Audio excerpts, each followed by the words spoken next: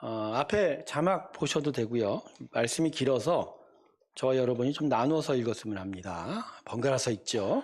제가 먼저 읽을게요. 다윗과 그의 사람들이 사흘 만에 시글락에 이른 때에 아멜렉 사람들이 이미 네겝과 시글락을 침노하였는데 그들이 시글락을 쳐서 불사르고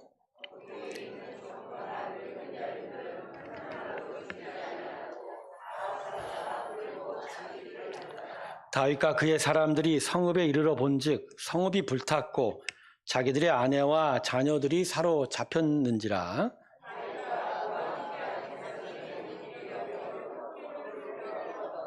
다윗의 두 아내 이스라엘 여인 아히노암과 갈멜 사람 나발의 아내였던 아비가일도 사로잡혔더라.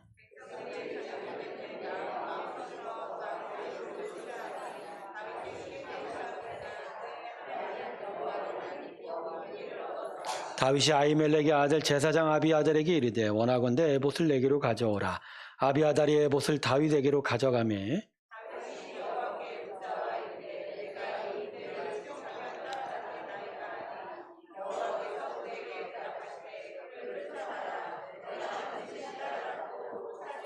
이에 다윗과 또 그와 함께한 600명이 가서 부솔 시내에 이르러 뒤떨어진 자를 거기 머물게 했으되 곧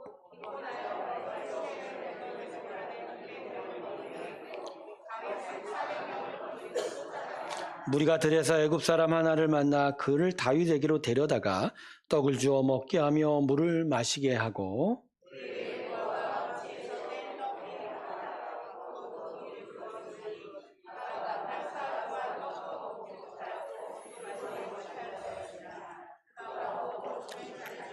다윗이 그에게 이르되 너는 누구에게 속하였으며 어디에서 왔느냐 하니 그가 이르되 나는 애굽 소년이요 아멜렉 사람의 종이더니 사흘 전에 병이 들매 주인이 나를 버렸나이다.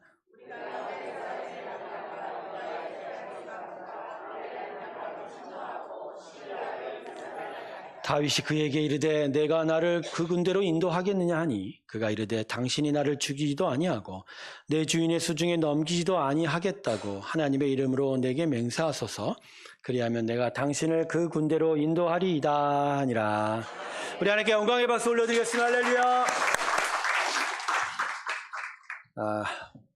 오늘 말씀이 조금 길 수도 있으니까 마음에 굳은 은혜를 가지시고 오늘도 하나님의 은혜 가운데로 나아가시길 주님의 이름으로 축원합니다. 하나님의 구원의 은혜의 결국 핵심은 하나님의 사랑입니다.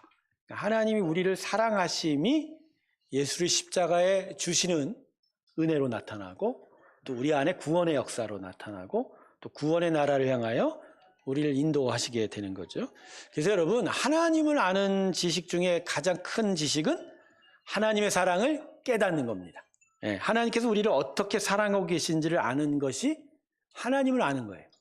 그러니까 지식 중에 다른 지식, 가장 귀한 지식이 하나님의 사랑이 어떠한지 그걸 아는 게 가장 중요한 거죠. 그래서 여러분, 믿음이라는 건 하나님이 나를 사랑하고 계심의 신뢰, 그 확신 위에 서 있는 거예요. 이럴 때 하나님의 사랑이 참 중요한데 저는 오늘 말씀을 통해서 하나님의 사랑이 우리 인생에 어떻게 나타나고 그 사랑을 우리가 어떻게 알고 깨달아가는 것인지 그것을 함께 여러분들과 함께 나누려고 합니다.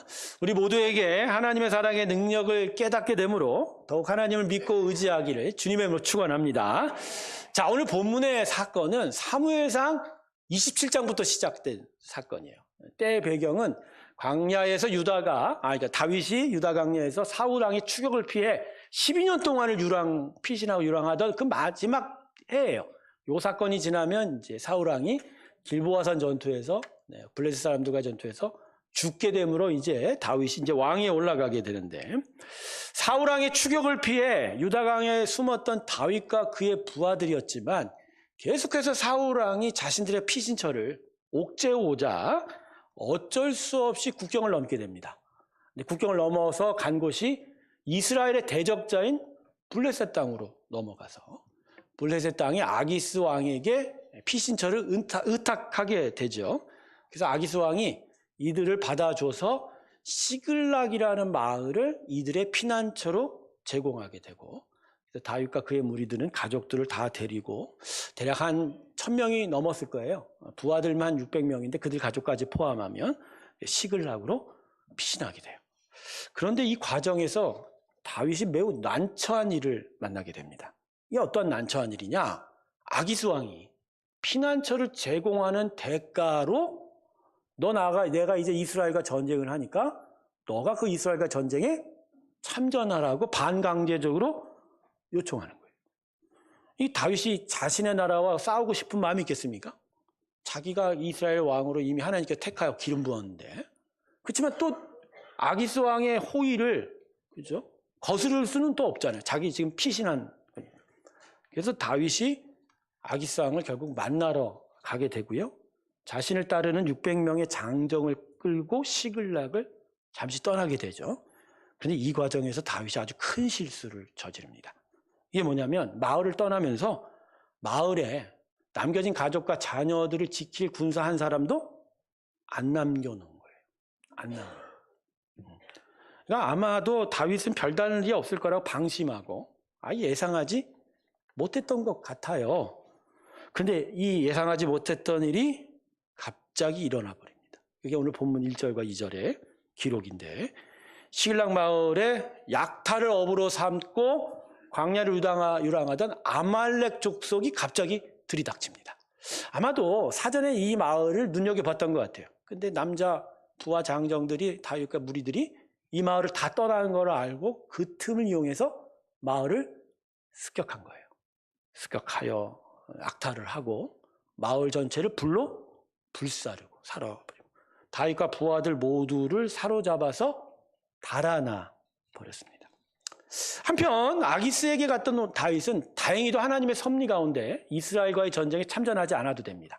아기스 왕은 원했는데 아기스 왕의 부하들이 다윗이 참전하면 안 된다고 극구 말리는 바람에, 그래서 다윗은 그 동족과의 전쟁을 피하고 다시 시글락 마을로 돌아올 수 있게 되었어요. 근데 돌아오자마자 다윗과 그의 부하들이 목격한 건 불에 타버린 마을이었고, 자신들의 가족은 어디론가 사라져버립니다. 뭔가 끌려갔던 거죠. 다윗과 무리들은 갑작스럽게 벌어진 일에 충격을 얻게 됩니다. 그리고 무엇보다 가족들이 사로잡힌 것에 크게 슬퍼하게 됩니다. 오늘 본문 4절을 보세요. 그래서 뭐라고 기록하죠? 울 기력이 없도록 소리 높여. 여러분 이렇게 울어보신 적 있으세요? 힘이 없어서, 도무지 힘이 없어서 울어보지 못한, 울 수가 없는. 그러니까 너무 크게 슬퍼했던 거예요. 아니 고향 떠나서 그죠? 피신하고 거다가 이방에까지 나왔는데 말입니다. 그 하나밖에 없는 자녀들, 가족들을 다 잃어버렸으니 얼마나 마음이 엎었겠습니까? 그런데 문제는 이들의 이 슬픔이 갑자기 엉뚱한 방향으로 흘러간 거예요. 엉뚱한 방향. 이게 보면 6절 상반절에 기록되어 있는데, 가족을 잃어버린 부하들이 갑자기 다윗을 원망하기 시작한 거예요. 야, 이 일에 누가 책임져야 돼? 이 다윗이 책임져야 되는 거 아니야?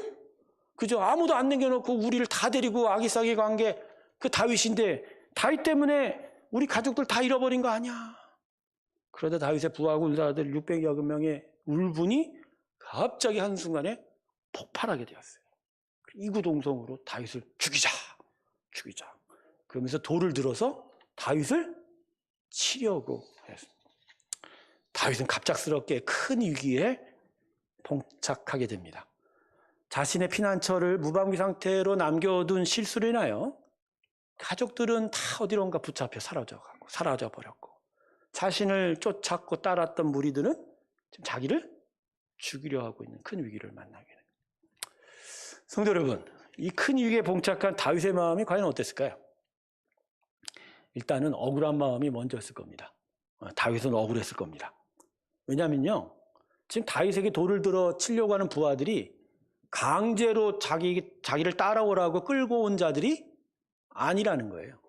이게 이제 사무엘상 22장 2절을 보면요, 이 사람들이 어떤 자라고 기록하고 있냐면요, 압제를 당하고 빚에 시달리고 억울한 일을 당한 자라고 기록하고 있는, 이게 이제 그나마 사울왕의 치하에서 억울한 일을 많이 당했던 사람이에요. 그러니까 사울왕이 눈 밖에 나와서 사울왕이 핍박을 받거나, 아니면 가난해서 빚을 졌는데 도무지 빚을 갚지 못해서 막 쫓겨다니거나 또 그렇지 여러 가지 억울한 일이 있어서. 그러니까 자기 삶에서는 도저히 자기의 삶의 현장에서 살 수가 없었던 자들, 도망칠 수밖에 없는 자들이 광야로 피신해 있던 다윗에게 찾아온 거예요. 네, 그냥 그대로는 살 수가 없으니까 다윗에게 가면 뭔가 살 길을 얻지는 않을까라고 기대하면서. 그러니까 이들은 자기 스스로 다윗에게 찾아온 거예요. 그런데 여러분, 피난을 도망을 칠 때 혼자 도망치는 게 훨씬 편합니다. 많은 무리를 데리고 다니는 것이 얼마나 숨는 장소도 어렵고 말이에요. 그래서 사실 이방 땅으로 넘어온 거거든요. 그러니까 자기들이 어려울 때는 다윗에게 받아달라고 간청해 놓고 다윗이 받아줬거든요. 근데 상황이 안 좋아지니까 지금 다윗에게 뭐라고 하는 거예요? 나 왜 책임 안 졌냐? 이 일에 책임지라 이렇게 얘기한 거예요. 그 사실 다윗이 더 억울한 건 지금 아기 상황에 갔다 오는 상황 속에서 가족도 잃어버렸잖아요. 근데 안 갈 수는 없어요. 피난처를 제공한 사람이 블레셋 아기스 왕이잖아요. 그 이 사람의 심기를 거스르는 게 과연 좋겠어요? 그러다가 피난처에서 나가라 그러면 이 큰 무리를 끌고 어디로 가냔 말이에요. 그러니까 다윗이 그 아기스 왕의 마음을 달래주고, 그렇죠? 일종의 어떤 비즈니스를 해야 돼요. 그러니까 떠날 수밖에 없는 거 아닙니까? 그런 상황에서 큰 실수를 저지른 건 맞는데 너무 마음이 억울했을 거라는 거예요. 그리고 사실은 마음 깊이 또 자책감도 있었을 거예요. 나 때문에 이런 일이 벌어지지 않았나라는 거예요. 그래서 아주 깊은 후회 하나가 있었을 건데 이게 원래 이방 땅에 가면 안 되거든요. 다윗이 이스라엘 나라의 왕으로 기름 부음 받은 자인데 사실 12년의 광야 유랑 초창기에도 블레셋으로 잠깐 넘어갔다가 하나님의 마음을 깨닫고 미친 척하면서 다시 돌아왔거든요. 근데 그 일이 또다시 반복이 된 거예요. 그러니까 그만큼 상황이 안 좋았지만 다윗의 마음엔 그럴 거예요. 아, 가지 말아야 할 이 블레셋 사람의 땅에 그냥 와갖고 이런 어려운 일을 당한 건 아닌가라는 깊은 후회가 이 다윗의 마음에 있었을 거라는 거죠. 근데 왜 제가 이 다윗의 마음을 이렇게 헤아려 보냐면 우리가 사는 인생도 이 다윗의 마음과 마찬가지라는 거예요. 다윗이 경험하는 이 마음고생이 사실 우리가 살아가면서 경험하게 되는 마음고생과 같다는 거죠. 여러분, 우리 참 열심히 살려고 하죠? 제대로 살아보려고 하지 않습니까? 근데 먹을 거 제때 못 먹고 밤잠 설쳐가면서 일을 하는데 잘 됩니까, 일이? 잘 돼요? 잘 안 돼요. 그게 우리 인생 현실 아닌가요? 그래서 종종 내 인생에 왜 이렇게 안 풀리나, 억울한다라는 생각을 하게 됩니다. 야, 안 풀려도 너무 안 풀려라고 한숨을 쉴 때마다 마음이 더 아파오죠. 거기다가 부족하고 연약한 인생이니까 실수가 많을 수밖에 없잖아요. 때로는 범죄하기도 하고 그러다 보니 비난을 듣고 욕을 먹기 일쑤입니다. 야, 넌 사람이 어떻길래 이러냐? 넌 도대체 잘하는 게 있니? 없니? 야, 너는 도무지 믿을 수가 없어. 그래서 그런 귀에 들려오는 욕설과 비난이 우리 마음을 부쩍 힘들게 합니다. 때로는 한밤을 뜬 눈으로 지새우기도 하고 그러다가 결국 내 자신을 심하게 자책하기도 하는 거죠. 근데 이게 한두 번이야지. 이게 거듭 반복이 될 때마다 이제 마음이 무거워지고 차가워집니다. 마음 한구석에 억울함, 미움, 아픔, 원망, 불평들이 쌓이다 보면 마음이 결국 무거워지죠. 무거워지면 살아가기가 버거운 거예요. 버겁다 보면 하는 일 모두가 다 무기력해지기 시작하고, 그죠? 너무 힘들면 자책감과 마음의 고통을 이기지 못해서 도망치려고 하는 거죠. 인생이 50이 넘어가면 나타나는 증세가 도망치고 싶다네요. 제가 처음 섬겼던 담임 목사님도 1,500명이나 되는 큰 교회를 섬겼지만 저한테 속마음을 얘기하더라고요. 아, 최봉진 전사님, 나 어저께 도망가려고 그랬어. 그러더라고. 아니, 왜 도망가십니까? 아, 인생이 그래. 마음이 아프다 보니까 나 도망가고 싶더라고요. 그러더라고요. 여러분, 생각해보면 우리 인생은 참 아프고 슬퍼요. 그런데 이런 우리 마음을 시원하게 위로해줄 그런 위로를 주변에서 쉽게 찾지를 못해요. 생각에는 친구들, 가족들이 있으니까 이들이 나를 위로해줄 수 있을 거라고는 생각은 하는데 인생이 결국 그렇지 못하다는 걸 알게 되는 것 같아요. 친한 친구들에게도 사정 얘기하는 것도요, 한두 번은 위로를 받아요. 근데 이게 몇 번 반복되면 어떤 일이 나타납니까? 그 친구들이 내 마음을 더 아프게 해요. 막 아는 척하면서 조언을 하는 게 마음을 쭉쭉 찔러요. 이게 교회에서도 성도들이 그러죠. 너 그런 일 당했니? 참 마음이 어렵겠구나. 여기까지 가면 되는데 또 거기다가 뭘 더해요? 내가 살아봐서 그런데 말이야. 그런데니까 친구들에게 나의 사정을 이야기하는 입이 어느 순간 닫혀버려요. 가족들과 사랑하는 남편과 아내도 실상은 마찬가지입니다. 분명히 나를 위하고 사랑하기는 하는데 그렇다고 내 마음 다 알아줍니까? 아니죠. 그리고 가족들에게 미안한 마음이 앞서요. 그러다 보니까 말문이 굳게 닫히는 거예요. 그래서 결국에는 나 혼자라고 생각이 들게 되죠. 친구들도, 가족들도, 아내와 남편도 내 마음 다 알아주지 못하는 것을 알게 되면서 결국 뭐라고 외쳐요? 나란 인생은 어차피 외롭고 고독하다는 걸 분명하게 느껴가는 거죠. 그래서 여러분, 하나님께서 우리에게 주신 구원이 너무나 소중한 거예요.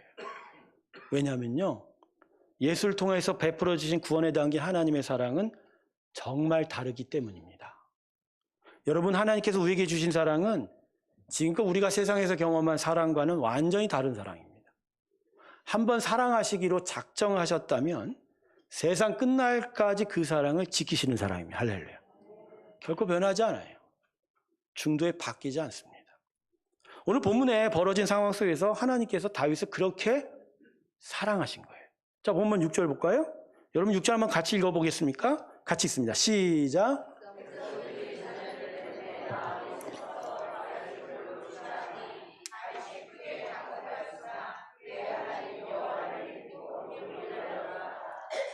지금 이 6절에는요, 두 가지의 모습이 서로 비교되고 있어요. 먼저는 다윗의 부하들입니다. 처음엔 다윗을 열렬히 쫓고 추앙하고 따라왔던 이들이지만 지금 상황과 환경이, 형편이 어려워지자 그 마음이 돌변해요. 그리고 지금은 어떻게 해요? 돌로 쳐 죽이려고 하죠. 하지만 다윗이 이러한 어려운 상황이 됐음에도, 또 다윗이 큰 실수를 했음에도 하나님은 다윗을 사랑하고 계세요. 그래서 다윗에게 지금 오히려 더 큰 힘을 주고 용기를 주고 계시잖아요. 이 두 모습이 지금 비교가 되고 있는 거예요. 다윗은 처음에 품은 마음이 변한 채 자신을 향하여 돌을 던지려고 하는 부하들로 인해서 죽음 앞에 서 있었지만, 그럼에도 불구하고 자신에 대한 사랑을 끝까지 지켜주시는 하나님으로 인하여 죽음에 선 위기를 벗어나게 되었다. 할렐루야. 그러니까 다윗이 이 하나님의 변하지 않는 사랑에 힘있고 용기를 얻었다고 보면 6절이 이야기하는 거죠. 성도 여러분, 그래서 하나님의 사랑은 우리들의 사랑과는 완전히 다른 사랑입니다. 혈연 관계로 맺혀진 가족의 사랑도 아니고 친한 우정으로서의 사랑이 아니에요. 여러분, 하나님의 사랑은요, 당신의 아들을 십자가에 주시는 사랑입니다. 죽이시는 사랑이에요. 모든 걸 내어주고서라도 우리를 살리는 사랑이에요. 가족 때문이라서, 친구라서 사랑한 게 아니고 사랑해서 진짜. 그래서 오히려 예수님은, 하나님은 자신의 가장 친한 가족, 유일한 아들을 십자가에 내어주셨다는 거예요. 거기다 하나님의 사랑은 대가를 바라지 않죠. 오히려 대가를 본인이 치르시죠. 우리의 죄에 대한 대가를 당신이 치르셨어요. 당신의 아들을 십자가에 주시면서까지 말합니다. 그래서 여러분, 하나님은 지금 다윗을 그렇게 사랑하셔서 끝까지 사랑하셨다는 거예요. 상황이 변하고 형편이 달라지고 실수를 하고 심지어 죄를 범하여도 하나님께서는 다윗에 대한 사랑을 절대로 포기하지 않은 거예요. 오히려 상황이 어려워질수록 더더욱 다윗을 붙들어 주신다는 거죠. 성도 여러분, 이러한 하나님의 사랑이 지금 하나님께서 우리를 사랑하는 사랑입니다. 할렐루야. 아무리 나의 주변 사람들이 형편과 상황이 변하면서 뒤로 돌아서고, 그죠? 외면한다고 해도 아들 예수를 십자가에 주시기까지 한 하나님의 사랑은 변하지 않아요. 오히려 힘을 더 줘요. 용기를 내게 하는 것이다. 오늘 이 사랑이 여러분의 심령에서 분명하게 확인되길 주님의 축원합니다. 하나님에 대한 지식이 사랑이라고 했지 않습니까? 그 하나님을 안다는 건 결국 이 사랑을 경험하는 거예요. 혹시 이제까지 신앙생활을 하면서 이 사랑에 대한 확신이 아직도 없는 자들에게는 오늘 정말 간절하게 하나님의 은혜를 구하면서 저는 기도합니다. 하나님의 이 크신 사랑, 그것을 진짜 만나고 경험하는 여러분 되시길 주님의 이름으로 축원합니다. 또 이전에 그 사랑을 내가 알았는데 살다 보니 무거운 마음, 차가운 마음으로 그 사랑을 잊고 지냈던 분들이 있다면 오늘 그 심령에 다시 이 하나님의 사랑을 확인하기 소망합니다. 그 하나님의 사랑을 확인할 때 여러분은 정말 참된 기쁨을 누리게 될 것입니다. 할렐루야. 자, 그러면 이런 하나님의 사랑이 다윗에게 힘을 주고 용기를 주었다고 하는데 구체적으로 어떤 일이 나타났는지를 좀 살펴보면서 하나님의 사랑의 능력이 무엇인지를 좀 살펴보려고요. 한 3가지로 살펴보려고 하는데, 첫 번째요. 하나님의 사랑을 신뢰하게 되면 연약한 심령이 강해지게 됩니다. 자, 지금 위기를 만난 다윗의 마음은 어땠을까요? 아까도 얘기했지만 억울한 마음, 깊은 자책감, 불평들. 근데 그것은 그 마음이 그러니까 약해져 있다라는 거예요. 자기의 마음을 지키지 못한 채 불평하고 원망하고 또 억울한 마음들이 자꾸 자기의 마음을 흔들어. 그래서 어딘 포기하고 싶고 도망가고 싶었을 거라는 거죠. 근데 여러분, 왜 사람의 마음이 약해질까요? 왜 다윗의 마음이 이렇게 약해질까요? 기대하고 의지할 것이 없기 때문입니다. 기대하고 의지할 것이 없으니까 너무너무 힘이 든 거예요. 그러니까 그 막한 마음으로 도망치고 싶었던 거죠. 여러분, 본문에서 다윗이 처한 상황과 형편을 너무 안 좋아요. 한번 잘 생각해 보세요. 앞뒤 전후가 다 막혀 있어요. 그죠? 사울의 추격으로 고향 버리고 이방 땅으로 넘어올 수밖에 없는 어려운 상황에 피신처를 제공한 아기스는 오히려 동족인 이스라엘과 싸우라고 막 강제적으로 요구하고, 거기다가 자기를 따르던 부하들은 반기를 들고 돌로 치려하고 있지 않습니까? 거기다 사랑하는 가족들은 포로로 끌려가서 어디에 있는지 생사조차 확인이 어려운.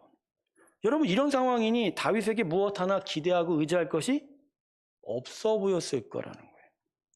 그러나 이러한 궁지에 몰린 상황에서 다윗은 하나님에 대한 사랑을 기억하는 거예요. 여러분, 기억이라는 건 대단히 중요한 거예요. 왜 하나님에 대한 지식이 중요한지 아십니까? 그 지식이 매일 작동하지 않아요. 그러나 어렵고 힘들고 어떤 계기에 하나님의 그 사랑을 기억하는 거예요. 하나님 날 사랑하고 계시지. 하나님 지금도 나를 사랑하고 계시지. 그럴 때 그 사랑이 여러분 안에, 기대하고 의지할 것이 없는 여러분의 마음 안에 뭐가 돼요? 소망이 되는 거예요. 사방으로 우겨쌈을 당하고 어떤 출구도 보이지 않을 때 하나님의 사랑이 소망이 되는 거예요. 지금 다윗이 그랬을 거예요. 모든 상황이 너무 안 좋아요.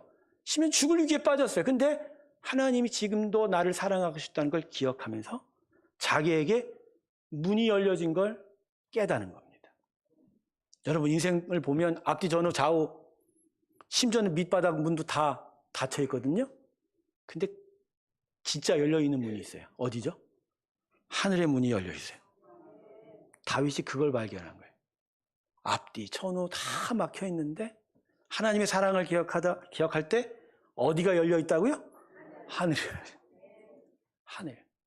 인생이 그래요. 어려움을 당하면요, 앞뒤 전후 좌우를 계속 보라도 문이 안 열려 있는 거예요. 근데 하나님께서는 이미 우리에게 하늘을 열어 주셨던 거죠. 다윗은 바로 그 소망을 가진 거예요. 그러니까 그 소망을 가지니 힘이 나는 거죠. 용기를 갖게 되는 거죠.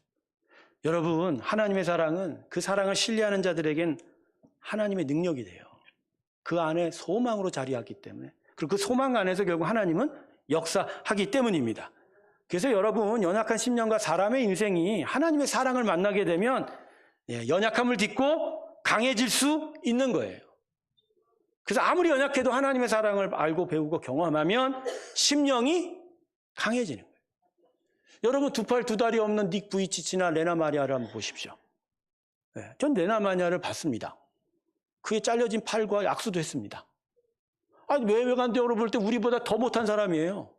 근데 어떻게 우리보다 더 기쁘게 삽니까? 닉 부이치치는 팔다리가 없는데도 수영을 그렇게 잘한답니다. 저는 수영을 못해요. 물이 두려워요. 근데 그분은 어떻게 저런 상황으로 수영을 하죠? 그게 왜 그런 줄 아세요?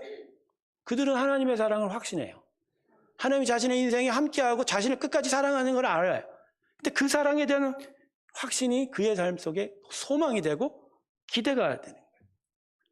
화상으로 인하여 아름다운 얼굴을 잃었던 이지선 자매가, 이지선 교수죠 지금, 남보다 더 아름다운 인생을 살 수 있었던 건 상황과 환경 때문이 아닙니다. 그가 하나님의 그 사랑을 확신하기 때문인 거예요.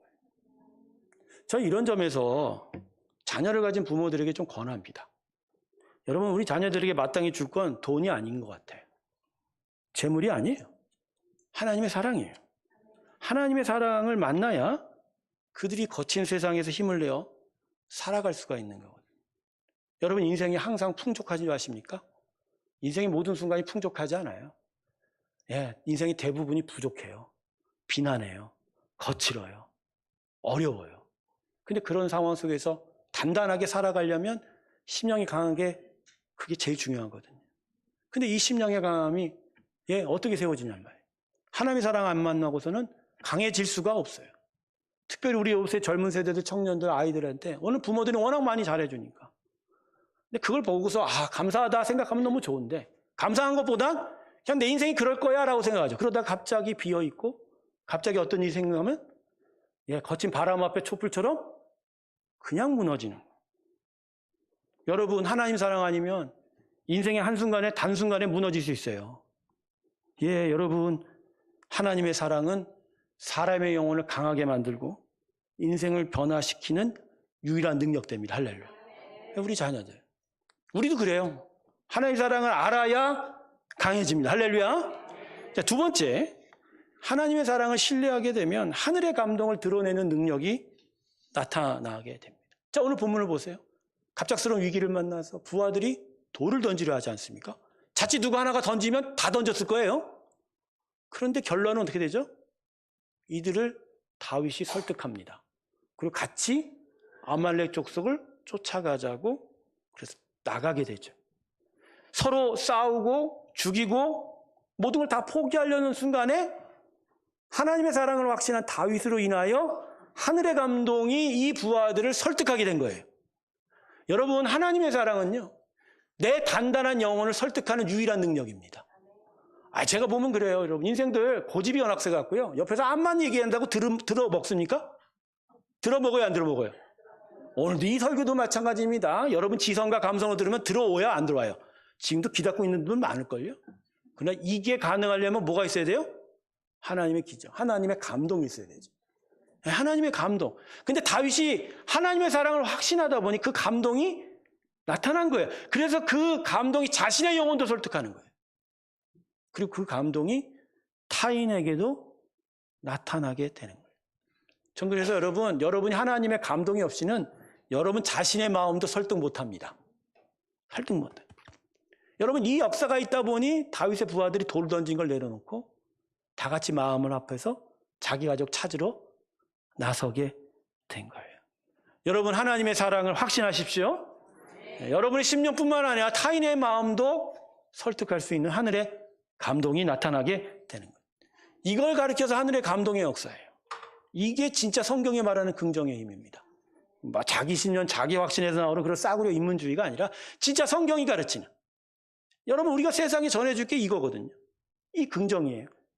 하나님의 하늘의 감동이 우리를 통해서 세상에 넘쳐 전달되고, 그들이 죄에서 일어나고, 그들이 악에서 선하게 변하고, 그들이 더럽고 추한 모습에서 거룩한 모습을 변할 수 있는, 불 수 있는 능력은 오직 하늘의 감동 외에는 안 되는 거예요, 여러분. 우리가 여기 어떻게 와 있어요?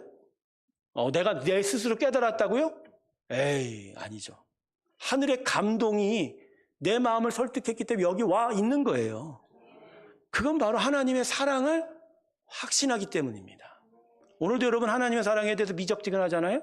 여러분 인생조차도 설득 못해요. 저는 설교가 바로 그런 것 같아요. 하나님에 대한 사랑의 확신이 없이는 하늘의 감동을 여러분에게 전할 수 없다. 여러분, 하나님의 사랑은 그 사랑하는 자를 확신을 통해서 역사하는 일이 나타나는 거예요. 사도행전 3장에 나면서부터 안진뱅이가 어떻게 살아났습니까? 어떻게 일어났어요? 수많은 사람들이 지나가면서 돈 줘요, 먹을 거 줘요. 그들에게도 감동이 있죠. 도와주고 싶은 마음. 그러나 그의 인생을 변화시키지 못해요. 그러나 그의 인생이 변한 건 베드로의 말 때문이었어요. 베드로가 하나님의 사랑을 확신하자 뭐라고 외칩니까? 내게 은과 금은 뭘 준다고요? 하나님의 사랑 나서니. 근데 그 예수 그리스도의 이름으로 나면서 앉은 뱅이가 일어섰어요. 걷고 뛰었습니다. 그 감동이 아니고서 그 인생이 변하겠습니까? 저는 매일 새벽마다 기도하는 건 다른 게 아니에요. 우리 성도들, 하늘의 감동의 역사, 그들의 믿음의 지진이 일어나기를. 사람의 말로는 안 돼요. 인생의 사건들도 안 돼요. 하나님의 감동의 역사가 나타나게. 할렐루야. 자, 마지막 세 번째입니다. 하나님의 사랑을 확신하게 되면 인생의 길을 인도함 받아요. 자, 다윗의 설득으로 부하들과 함께 가족들을, 잃어버린 가족들 찾으러 나섰습니다. 근데 찾는 과정에서 오늘 보면 14절 이후로 보면 중도에 누구를 만나게 됩니까? 애굽 소년을 하나 만나게 됩니다. 근데 이 애굽 소년이 참 어려운 지경이에요. 광야에 버려진 채 사흘 동안 어떤 물도 음식도 못 먹었어요. 근데 여러분, 다윗과 무리들이 이 애굽 소년을 어떻게 해야 될까요? 자, 지금 가족들 찾으러 되게 분주하지 않습니까? 한시 앞에 찾아야 노예로 팔려가지 않을 거예요. 그런 차원이라면 이 애굽 소년을 돌보아 주기가 어려울 수도 있지 않을까요? 근데 다윗은 하나님의 사랑이 있기에 이 애굽 소년을 그냥 지나치지 않아요. 시간이 지체돼도 이 소년을 돌보아 주고 싶었던 거예요. 잠시 길을 멈추고 시간이 걸려도 이 애굽 소년에게 물과 음식을 주게 됩니다. 다윗은 이 소년에게 어떤 기대도 안 했을 거예요. 그냥 하나님의 사랑이 자기에게 있으니까 베풀어 준 거예요. 근데 여기서 놀라운 일이 나타나죠. 어떤 일이 나타납니까? 다윗과 부하들은 지금 아말렉 족속이 가족들 데리고 어디로 갔는지 모르는 거예요. 사방팔방 다 뒤져야 된단 말이에요. 근데 애굽 소년이 그 길을 인도해 줍니다. 하나님의 사랑이 이 애굽 소년을 통해서 자신들이 가야 할 길을 알려주게 된 거예요. 성도 여러분, 하나님의 사랑을 신뢰하게 되면요, 하나님의 사랑은 길을 여시는 능력이 됩니다. 왜냐면요, 십자가의 사랑은 길을 열기 때문입니다. 십자가가 우리 안에 세워지고 예수가 그 위에서 죽을 때 하늘로 가는 길이 열렸어요. 우리의 하나님 사이에 막힌 담이 무너지고 성전의 지성소의 휘장이 위에서부터 아래로 찢어지고 열려버린 거예요. 그러니까 여러분, 예수의 십자가는 우리를 향한 길이 열리는 거예요. 열려가는 거예요. 우리는 인생의 길을 위해서는 알려면 지식, 인간관계, 능력이 있어야 된다고 그러죠. 아닙니다, 여러분. 여러분, 요나는 니느웨를 향한 하나님의 사랑을 무시하다가 자신이 갈 길을 잃고 물고기 뱃속에 갇힌 인생 되었습니다. 바울이 유라굴로 강풍에 식사했을 때 바울이 탔던 배의 선장은 바울을 향한 하나님의 사랑을 무시했다가 광풍 속에서 정말 큰일 만나게 되죠. 여러분, 하나님의 사랑을 모르면 길을 헤매게 돼 있어요. 이거 분명히 여러분 깨달으세요. 지식이 없어서 길을 모르는 게 아니에요. 사람 도와줄 사람에서 길을 모르는 게 아니에요. 하나님의 사랑이 없으면 길을 잃어요. 하나님의 사랑이 없으면 길을 몰라요. 못 찾아요. 그러나 잘 알던 길도 하나님의 사랑을 지나치면 잃어버리게 된다는 거예요. 우리는 언제나 하나님께 길을 주십시오, 길을 알려달라고 기도하죠. 근데 하나님 그때마다 뭐라고 하실까요? 여기 있다, 이 길로 가라, 그렇게 하시나요? 아니요. 하나님은 당신의 사랑을 먼저 확신할 것을 알려주세요. 그럴 때만 우리는 답답하죠. 하나님, 이게 무슨 답이에요? 근데 그게 답이죠. 그 사랑 안에 길이 열려 있는 거죠. 제가 공황장애로 어려울 때 사방이 다 우겨쌈을 당했어요. 직장에 취직하기도 못하고 몸도 아프고. 제가 어떻게 살아갑니까? 26, 27, 28이었어요. 제게 길이 보였나요? 없어요. 난 폐인이었어요. 근데 하나님의 사랑이 제게 임했고 그 사랑을 확인했더니 하나님 사랑 안에서 길이 열렸어요. 그게 신학교였어요. 남들이 여러분 신학교가 어려운 적용에 처했는데 하나님 종으로 불렀다. 아니에요. 그건 저를 향한 하나님의 길 여심이에요. 근데 그 여심이 결국 저의 인생에 또 다른 인생이 시작되게 되는, 할렐루야. 맡겼던 저에게 길이 열리는 거예요. 여러분, 하나님께 길을 열어달라고 기도할 때 하나님의 사랑을 먼저 확신하십시오. 그 사랑이 역사하면 여러분한테 십자가는 길을 여시는 능력으로 나타나게 되는 거예요. 여러분 결국 세상 사람과 우리가 믿는 사람의 차이가 결국 뭐죠? 예, 우리에게 십자가의 사랑이 있는 거예요. 그래서 다른 자들은 이미 하는 모든 사람에게 길을 열어주신 하나님이지만 그 길이 안 보여요. 근데 우리는 십자가 사랑을 알면 그 길이 보이는 거예요. 오늘 그 길을 보시길 주님의 이름으로 축원합니다. 이 하나님의 사랑이 그 길을 보고 보여주게 돼요. 여러분 인생의 길은요 머리로 가는 거 아니에요. 두 다리 두 팔 있다고 가지 않아요. 인생의 길은 이 심령으로 가는 거예요. 근데 이 심령이 꽉 막혀 있다면 어떤 길도 못 가는 거죠. 그러나 여기에 예수의 사랑, 하나님의 사랑이 열려 들어가 하늘의 문이 열려 있다는 걸 알게 되면 인생은 가게 되어 있습니다. 할렐루야. 이걸 오늘 깊이 깨닫는 은혜가 저와 여러분 가운데 있길 주님의 이름으로 축원합니다. 말씀을 맺겠습니다, 여러분. 여러분 하나님께서 지금 나를 사랑하고 계시다는 것을 믿고 신뢰하시나요? 하나님의 사랑으로 사십시오. 우리는 그 사랑 안에서 힘을 얻을 것이고 우리의 길을 걸어갈 용기를 가질 겁니다. 그리고 그때부터 길이 보일 거예요. 하나님의 사랑 안에 열려진 길이라 그 길을 향하여 힘껏 나아가시길 주님의 이름으로 축원합니다. 기도하겠습니다. 감사하신 하나님 아버지, 우리에게 하나님의 사랑이 있습니다. 그 십자가의 사랑 가운데 이미 열려진 길이 우리를 향한 하나님의 인도하심을 믿습니다. 오늘 모든 자들 그 심령에 이 하나님의 사랑을 확신함으로